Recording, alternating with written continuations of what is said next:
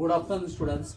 This is the last video of solid state chapter, and today's our point is magnetic property.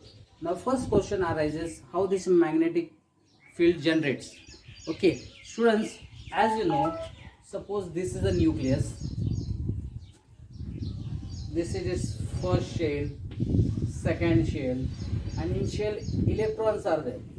Correct? And electron revolves around this nucleus. Electron revolves around this nucleus. म्हणजे electrons nucleus भोवती revolve करतात आणि ते स्वतः भोवती rotate करतात. म्हणजे it revolves around this nucleus and rotates around itself. This two motions means one is revolution and one is rotation generates a magnetic field. Electrons revolve पण होतात आणि स्वतः भोवती रोटेट पण होतात. याच्यामुळे काय जनरेट होते? एक मॅग्नेटिक फील्ड जनरेट होते. म्हणून आपण electron behaves as tiny magnet म्हणतो. काय म्हणतो? Electron behaves as tiny magnet. And the unbalance spin, and because of this unbalance spin magnetic field is generated. What is this unbalanced spin? As you know, S shell, P shell, D shell, F shell. Correct? Now, this S shell capacity is 2 electron. P shell's capacity is 6 electron. D shell's capacity is 10 electron. F shell's capacity is 14 electron. Now, if you take an example of P shell, in 11th you might have done this in hybridization. There are 6 electrons. Correct? Capacity is 6. 1, 2, 3. You know the electrons are filled singly first, and then it is paired. 4, 5, 6. Now here all electrons are paired, so this will not generate a magnetic field. But when one or more electrons are unpaired, means now the spin is unbalanced, and this unbalanced spin results in magnetism. Now on the basis of this, it is divided into different types. See here, first one is diamagnetic, paramagnetic, then it comes ferromagnetic, antiferromagnetic, and ferrimagnetic. Now in short, first I will explain you all this. Diamagnetic means when all electrons are paired. Paramagnetic means when one or two electrons are unpaired, we say it as paramagnetic. When more number of electrons are unpaired, we say it as ferromagnetic. Let us see in detail. First one is diamagnetic. It is a magnetic property due to presence of paired electrons. Here, all electrons are paired in the spaces. If atom or a molecule contain all electron orbits completely filled with opposite spin, this is opposite spin. This is upside plus 1 half, downside minus 1 half, or any way you can take plus 1 half and minus 1 half. In this, the opposite spin are paired and the magnetic field will be repelled. In magnetic field, the diamagnetic substance will get repelled. It will not be attracted, it will be repelled because it is completely filled. This phenomenon is called as diamagnetism. Example is NaCl, KCl, H2O, ZNO, benzene, TiO2, titanium dioxide, V2O5, vanadium pentoxide, ZrO2, zirconium dioxide. म्हणजे diamagnetic म्हणजे ज्यावेळेस सगळे electrons हे paid असतात त्या सबस्टन्सला आपण diamagnetic म्हणायचं.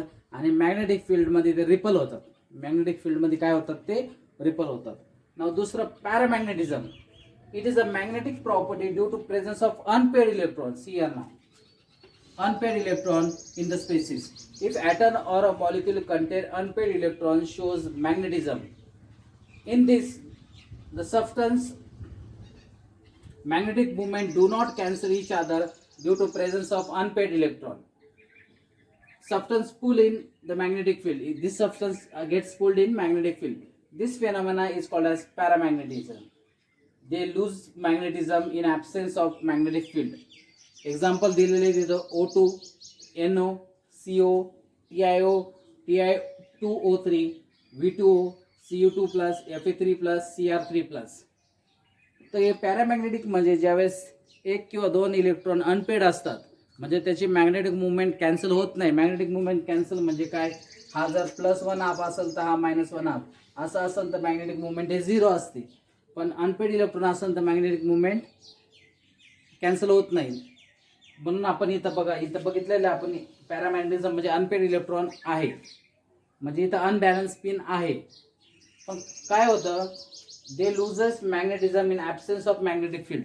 जोपर्यंत मॅग्नेट आहे तोपर्यंत मॅग्नेटिक फील्ड असतं. ज्यावेळेस आपण ते मॅग्नेट्स काढून घेतो ते मॅग्नेटिक फील्ड लूज करतात, त्याला म्हणायचं पॅरामॅग्नेटिझम. आणि मी काय म्हटलं, जर खूप जास्त अनपेड इलेक्ट्रॉन असेल तर आपण त्याला फेरोमॅग्नेटिझम म्हणतो. जो आपला तिसरा पॉईंट आहे ferromagnetism. The substance which shows permanent magnetism even when external magnetic field is removed is called as ferromagnetism. It is a magnetic property due to presence of more number of unpaired electron. More number of unpaired electron. Example iron, cobalt, nickel, Zd.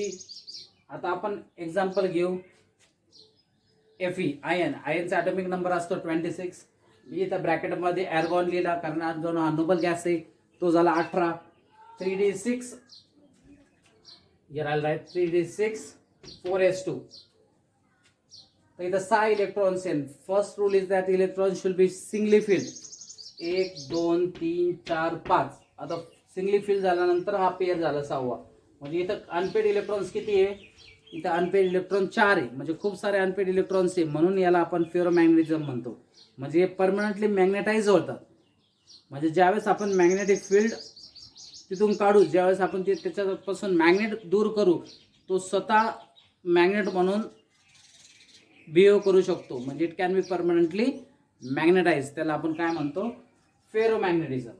समजलं? म्हणजे समजा लोखंडी तुकडा जर तुम्ही घेतला आणि त्याच्यावर तुम्ही जर असं मॅग्नेट घासलं तर काही वेळाने तो लोखंडी तुकडा सुद्धा एक मॅग्नेट म्हणून वापरता येतो. त्यालाच आपण फेरोमॅग्नेटिझम म्हणतो. ज्यावेळेस अनपेड इलेक्ट्रॉन्स काय असतात, जास्त असतात. आता दुसरे अँटी फेरोमॅग्नेटिझम. अँटी फेरोमॅग्नेटिझम म्हणजे काय, ज्यावेळेस याचं स्पिन बघा अपवर्ड आहे, याचं स्पिन डाऊनवर्ड, याचं स्पिन अपवर्ड, याचं स्पिन डाऊनवर्ड, याचं स्पिन अपवर्ड, याचं स्पिन डाऊनवर्ड. हा जर अपवर्ड असेल तर हा डाऊनवर्ड मूव्ह कॅन्सल होणार, हा अपवर्ड हा डाऊन मूव्ह कॅन्सल, हा अपवर्ड हा डाऊनवर्ड मूव्ह कॅन्सल. इथं पण खूप सारे अनपेड इलेक्ट्रॉन्स आहे, पण त्याचं डायरेक्शन ही अपोजिट आहे, म्हणून ते एकमेकाला काय होतात, कॅन्सल करतात. Mu is equal to 0. म्हणजे मॅग्नेटिक मुवमेंट काय असतात, 0. They have 0 magnetic movement. Why they have 0 magnetic moment? Because their unpaired electrons are there, but they are in opposite directions, so they will cancel each other. This is due to equal number of magnetic moment domains. याला आपण domains म्हणू, in opposite direction. 5 जर positive डायरेक्शनला असतात, 5 negative, so mu is equal to 0. म्हणजे exactly opposite आहे फेरोमॅग्नेटिझम, म्हणून आपण त्याला काय म्हणतो, अँटी फेरोमॅग्नेटिझम. आणि शेवटचं जे आहे फेरी मॅग्नेटिक. आता फेरी मॅग्नेटिक म्हणजे थोडंफार मॅग्नेटिक मुवमेंट असणार त्याच्यात. म्हणून बघा इथं they have small magnetic movement. This is due to unequal number of magnetic movement. बघा इन अपोजिट डायरेक्शन. इकडं बघा अपवर्ड डायरेक्शन, परत अपवर्ड डायरेक्शन, मग डाऊनवर्ड डायरेक्शन. समजा हा याला कॅन्सल करल, हा याला कॅन्सल करल, सॉरी हा याला कॅन्सल करल, तरी इलेक्ट्रॉन्स ही अपवर्ड डायरेक्शनला आहे. म्हणजे हा थोडाफार मॅग्नेटिक मुवमेंट दाखवू शकतो. परत आपण एकदा रिवाइज करू. डायमॅग्नेटिक म्हणजे सगळे इलेक्ट्रॉन्स पेड. मॅग्नेटिक फील्डमध्ये ते रिपल होणार कारण सगळे पेड आहे. पॅरामॅग्नेटिझम म्हणजे काय, अनपेड इलेक्ट्रॉन्स. आपण जेव्हा मॅग्नेटिक फील्ड काढून घेतो त्यावेळेस ते मॅग्नेटिक फील्ड जर काढलं तर ते मॅग्नेटिझम प्रॉपर्टी लूज करतात. पण फेरोमॅग्नेटिझम म्हणजे when more unpaired electrons are there, it is called as ferromagnetism. Even it will behave as magnet in absence of magnetic field. Antiferromagnetism म्हणजे काय, it has unpaired electron but in opposite direction, so they will cancel each other, so mu is equal to 0. Anti-ferromagnetism. Ferrimagnetism means it will show little bit magnetism because some of the electrons are in opposite direction, but most of them will be cancelled, but still some will be left, so it is called as ferrimagnetism. तर हा होता point,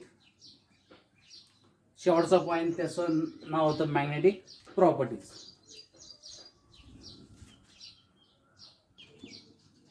Okay students, did you understand this? What is diamagnetic, paramagnetic?